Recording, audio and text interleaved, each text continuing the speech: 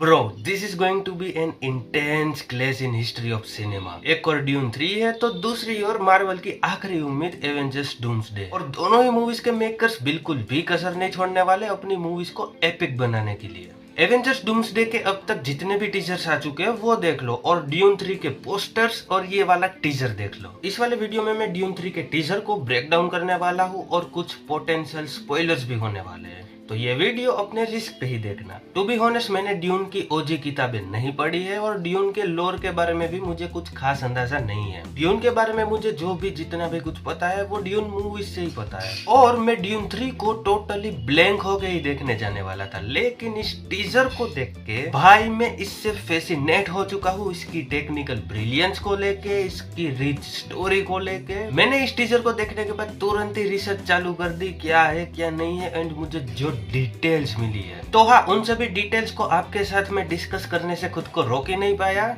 तो जल्दी से वीडियो को स्टार्ट करते हैं। टीजर के स्टार्टिंग में पॉल और चेनी अपने होने वाले बच्चों के नाम को डिस्कस कर रहे हैं, और ये डिस्कशन बैकग्राउंड में चल रहा है। सामने हमें कुछ फ्रेम्स दिखती है सैंड ड्यून्स की, एंड एक फ्रेम में कोई तो कैरेक्टर पैराशूट टाइप चीज से उड़ते हुए कहीं पे जा रहा है, जो कि मे भी चेनी हो सकती है। ये चीज काफी साइलेंट लग रही है, सिर्फ और सिर्फ इस फ्रेम में हवा और उस पैराशूट के फेदर्स की आवाज ही आ रही है। हो सकता है फ्रीमैन इस पैराशूट टाइप चीज को कहीं पे साइलेंटली पहुंचने के लिए भी यूज कर सकते हैं। देन वो दोनों डिस्कस कर रहे हैं कि अगर लड़की हुई तो उसका नाम गनीमा, इफ लड़का हुआ तो उसका नाम लेटो, जो कि पॉल के पिताजी का भी नाम होता है, और ये चीज चेनी मेंशन भी करती है। और ये दोनों जब गनीमा के बारे में डिस्कस कर रहे हैं, देन पॉल जब कहता है कि वो भी अपनी माँ की तरह।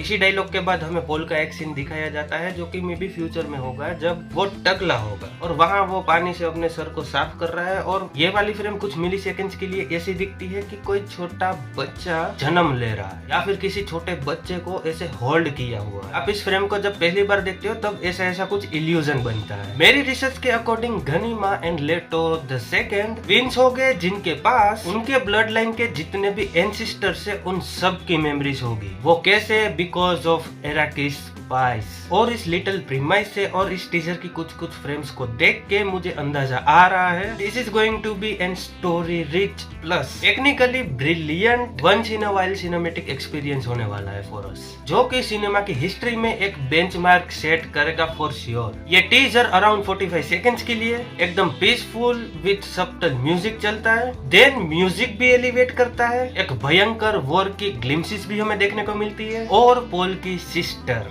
Alia Atreides played by Anya Taylor Joy, जिसके भी पास अपने ब्लड लाइन के सारे एंसेस्टर्स की मेमोरीज होती है। और ये character extremely dangerous and mentally unstable होगी, जो कि इसके पोस्टर से ही क्लियर हो रहा है। देन एक फ्रेम जो बहुत ही टेरिफिक लगी, जो कि उस शिप से कंटिन्यूसली गोलियां फायर हो जा रही है। एक तगड़ी वॉर सिचुएशन है जहाँ पे एक amazing match cut. Also notice the background music and the dialogues। जो डायलॉग फ्रीमैन की भाषा में वो लोग कुछ चैंट कर रहे हैं। Most probably according to my little research वो पॉल और उसकी सिस्टर आलिया को लिटरली गॉड की तरह वर्शिप कर रहे हैं।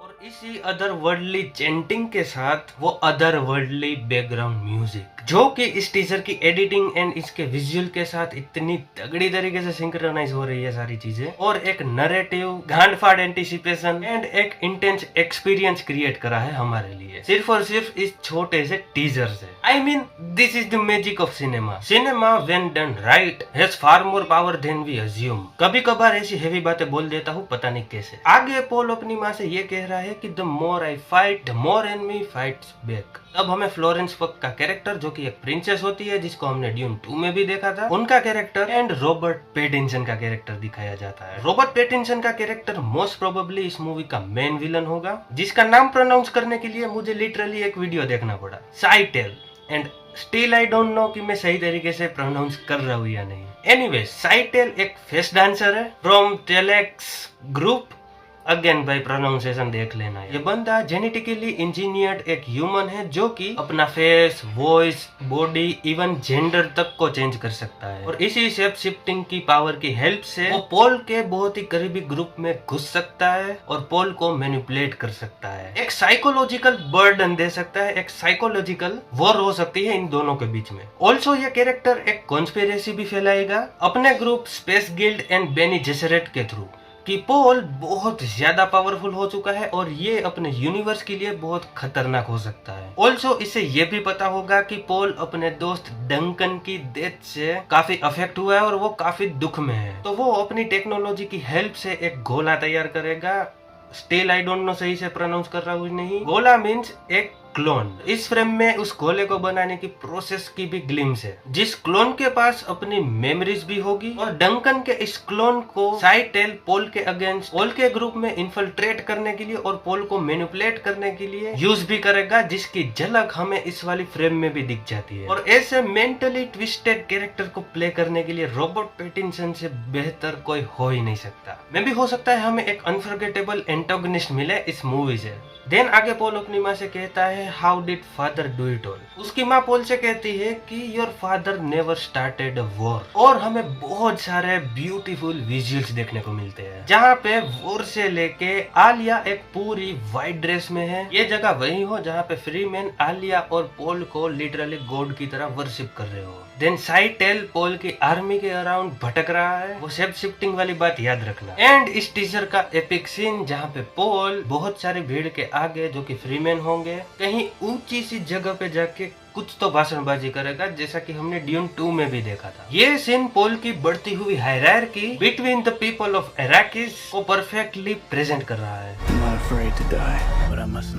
एंड एक बहुत ही भयंकर डिटेल, इस टीजर को देखते हुए मुझे ऐसी फीलिंग आ रही थी कि मैं भी चेनी का कैरेक्टर इस वाली मूवी में नहीं रहेगी। एंड मेरी रिसर्च पे मुझे पता चला कि मैं भी ऐसा हो सकता है क्योंकि बुक्स में ऐसा हुआ था। सो चेनी की डेथ होती है तब जब वो उसके ट्विन बच्चों को जन्म दे रही होती है। एंड सिंस पॉल फ्यूचर की ग्लिम्सेस देख सकता है और उसकी पावर और भी में भी स्ट्रॉन्ग हो रही है, तो इस टीजर की जो स्टार्टिंग है इस सेंस से वो बहुत ही ज्यादा डार्क एंड फुल ऑफ सोरो से भर जाता है, क्योंकि हो सकता है इस वाली कन्वर्सेशन के दौरान पॉल को ऑलरेडी पता होगा चेनी के डेथ के बारे में, लेकिन पॉल फ्यूचर देख सकता है। इसका मतलब ये नहीं वो फ्यूचर चेंज कर सकता है, स्टिल वो नियति को नहीं चेंज कर सकता। तो things will find a way to happen in this exact way. और हाँ, फ्लोरेंस पेग का कैरेक्टर वो प्रिंसेस चेनी को सीक्रेटली कॉन्ट्रासेप्टिव्स भी दे रही होगी फॉर बर्थ कंट्रोल, ताकि वो पॉल के बच्चों के जन्म को प्रिवेंट कर सके। लेकिन जब चेनी फाइनली प्रेग्नेंट हो जाती है तब वो शिफ्ट करती है एंशिएंट फ्रीमैन डाइट पे अपने बच्चों की प्रोटेक्शन के लिए। But the combination of drugs and the super babies Chani की बॉडी हैंडल नहीं कर पाएगी और मे भी उसकी डेथ हो जाएगी। इसके अलावा भी मुझे अपनी रिसर्च में काफी सारे पोटेंशियल स्पॉयलर्स मिले हैं जो कि मैं यहाँ डिस्कस नहीं करना चाहूंगा। ऑलरेडी वीडियो काफी लंबा हो चुका है, काफी डिटेल्स में दे चुका हूँ। थोड़ी बहुत चीजें इसके ट्रेलर के लिए भी बचा के रखते हैं। बाकी यहाँ टेक्निकली एंड नरेटिव वाइज भी ये एक्सीलेंट टीजर था। वो एक ग्रेट पीस ऑफ आर्ट वाली वाइब भर भर के आती है। This is it for today. I hope आपको मेरा ये ब्रेकडाउन स्लैश रिव्यू अच्छा लगा होगा। बाकी आप लोग भी अपने विचार इस टीजर को लेके, ड्यून 3 को लेके कमेंट सेक्शन में मुझे जरूर से बताना। मैं काफी ज्यादा क्यूरियस हूँ आपके कमेंट्स पढ़ने के लिए। इसी के साथ आप लोगों से मिलता हूँ जल्द ही नेक्स्ट वाली वीडियो में। तब तक के लिए बाय बाय, जय हिंद,